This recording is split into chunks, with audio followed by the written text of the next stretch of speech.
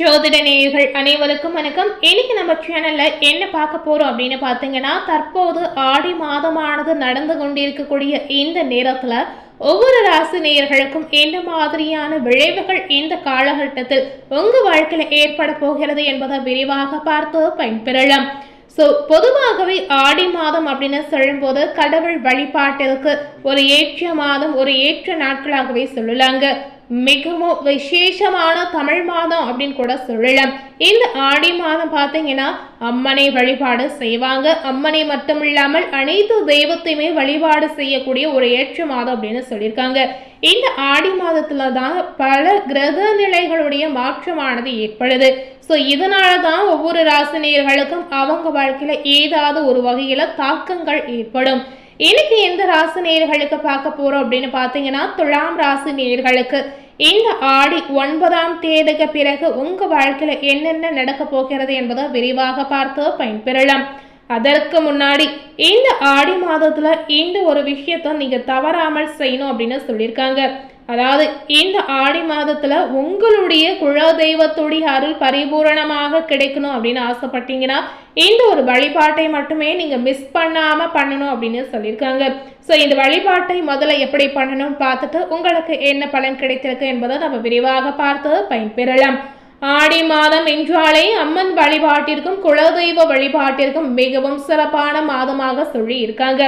குறிப்பாக ஆடி முதல் நாள், ஆடி வெள்ளி, ஆடி செவ்வாய், ஆடி அமாவாசை ஆகிய நாட்களில் குலதெய்வத்தை மனப்பூர்வமாக வழிபடுவது உங்களுடைய குடும்ப நலனுக்கு மட்டுமில்லாமல் முன்னோர்களுடைய அருள் உங்களுக்கு பரிபூரணமாக கிடைக்க செய்யும் அப்படின்னு சொல்லியிருக்காங்க. இந்த விஷயங்கள் எல்லாமே பார்த்தீங்கன்னா ஒரு நம்பிக்கையாகவே சொல்லிக்கக்கூடிய விஷயங்க.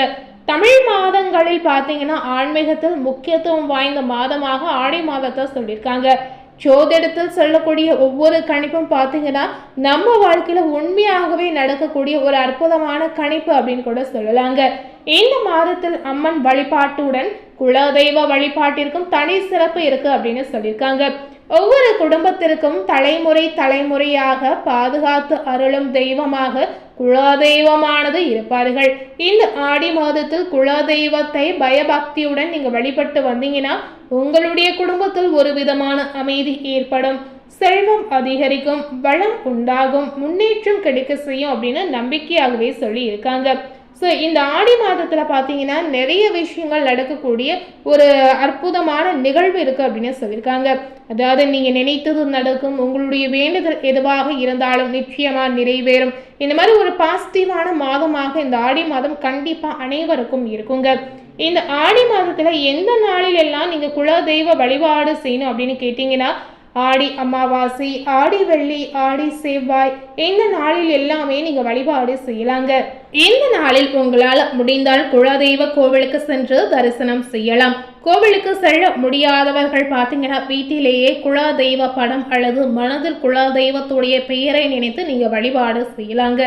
எந்த நேரத்தில் வழிபாடலாம் என்ற சந்தேகம் உங்களுக்கு தோன்றலாம். குலதெய்வ வழிபாட்டிற்கு அதிகாலை 4:30 மணி முதல் 6 மணி வரை உள்ள பிரம்ம முகூர்த்த நேரத்துல நீங்க வழிபாடு செய்யலாம். இதற்கு உகந்த நேரமாகவே இந்த நேரத்தை சொல்லியிருக்காங்க. இந்த நேரத்துல முடியாதவர்கள் அதே போல காலை 6 முதல் 8:30 மணி வரையில நீங்க வழிபாடு செய்யலாங்க. எந்த நேரம் உங்களுக்கு உகந்ததா இருக்கோ அதுல நீங்க வழிபாடு செய்யலாம். வீட்டில் எப்படி வழிபட வேண்டும் என்று கேட்டீங்கன்னா, வீட்டை சுத்தம் செய்து கோலம் போட்டு குளித்து விட்டு சுத்தமான உடை அணிந்து குலதெய்வத்தின் படம் அல்லது விளக்கின் முன் மஞ்சள் குங்குமம் வைத்து அலங்காரம் செய்யணும். அதற்கு பின்னாடி நெய் அல்லது நல்லெண்ணெய் தீபம் ஏற்றி பூக்களால் அலங்கரித்து தேங்காய், வாழைப்பழம், வெற்றிலை பாக்கு, சர்க்கரை பொங்கல் அல்லது குடும்ப மரபுப்படி படையல் வைத்து கூட நீங்க மனதார பிரார்த்தனை செய்யலாங்க. குலதெய்வத்தின் நாமத்தை 108 முறை ஜபிப்பதும் சிறப்பானதாக சொல்லி இருக்காங்க. அப்படி இல்லை என்றால் இந்த காலகட்டம் உங்களுக்கு ஒரு ஏற்ற காலகட்டமாக நீங்க எடுத்துக்கொள்ளலாம். என்ன வேண்டிக் கொள்ளலாம் என்ற சந்தேகம் உங்களுக்கு இருந்தால் குடும்ப ஒற்றுமைக்காக நீங்க வேண்டிக் கொள்ளலாம். திருமண தடை நீங்குவதல் ஏதாவது பிரச்சனை இருந்தால் வேண்டிக் கொள்ளலாம். குழந்தை பேருக்காக வேண்டிக் கொள்ளலாம். கல்வி வளர்ச்சி, வேலை வாய்ப்பு, தொழில் முன்னேற்றம், பொருளாதார வளம், நல்ல ஆரோக்கியம் இது அனைத்திற்குமே இந்த நாளில் நீங்க குலதெய்வத்தை வேண்டிக் கொள்ளலாம். முன்னோருடைய பரிபூர்ண ஆசீர்வாதத்திற்காகவும் நீங்க வேண்டிக் கொள்ளலாம். இந்த வழிபாட்டால் உங்களுக்கு என்ன பலன் கிடைக்கும் அப்படின்னு பார்த்தீங்கன்னா, ஆடி மாதத்தில் குலதெய்வ வழிபாடு செய்வதன் மூலம் குடும்பத்தில் அமைதி ஏற்படும், உறவுகள் வலுப்பெறும், திருமண தடைகள் விலகிடும், குழந்தை பேரு நிறைய பேருக்கு கிடைப்பதற்கான வாய்ப்பு இருக்கிறது. அது மட்டுமல்லாமல் தொழில் மற்றும் வியாபாரத்தில் முன்னேற்றம் ஏற்படலாம். கடன் சுமை உங்களுக்கு இருந்தால் குறையக்கூடிய வாய்ப்பும் இருக்கிறது. தீய சக்திகளின் தாக்கம் இருந்தால் விலகிடும். குடும்பத்திற்கு பாதுகாப்பும் வளமும் கிடைக்கும் என்பது நம்பிக்கையாகவே சொல்லியிருக்காங்க. இந்த ஆடி மாதத்தில் கடைபிடிக்க வேண்டிய விஷயம் என்னன்னு பார்த்தீங்கன்னா, தினமும் காலை மாலை விளக்கு ஏற்றலாம். ஆடி வெள்ளி மற்றும் செவ்வாய் கிழமைகளில் விரதம் இருக்கலாம். ஏழை எளியோருக்கு உங்களால் முடிந்த தானத்தை செய்து வரலாம். மறக்காம இந்த நாளில் குடும்பத்துடன் கோவிலுக்கு சென்று தரிசனம் செய்யலாங்க. ஸோ இந்த ஆடி மாதத்தில் இந்த மாதிரி விஷயத்தை நீங்கள் செய்து வந்தீங்கன்னா குல தெய்வத்துடைய பரிபூரண ஆசீர்வாதம் உங்களுக்கு முழுமையாகவே கிடைத்திடும். இந்த ஆடி மாதத்தில் துலாம் ராசினியர்களுக்கு ஆடி 9ஆம் தேதிக்கு பிறகு என்னவெல்லாம் நடக்கப் போகிறது என்பதை பார்க்கலாம். ஆடி அப்படின்னு சொல்லும்போது தமிழ் மாதத்தில் முக்கியமான மாதங்க. ஒவ்வொரு தமிழ் மாதத்திற்கு பின்னாலும் பார்த்தீங்கன்னா ஒரு அறிவியல் பூர்வமான உண்மை இருப்பதாக சொல்லியிருக்காங்க. இந்த ஆடி மாதத்தில் பல கிரக நிலைகளில் சில அதிசயங்கள் ஏற்படுது. இதன் மூலம் தான் உங்களுக்கு என்ன பலன் கிடைத்திருக்கு என்பதை பார்க்க போறோம்.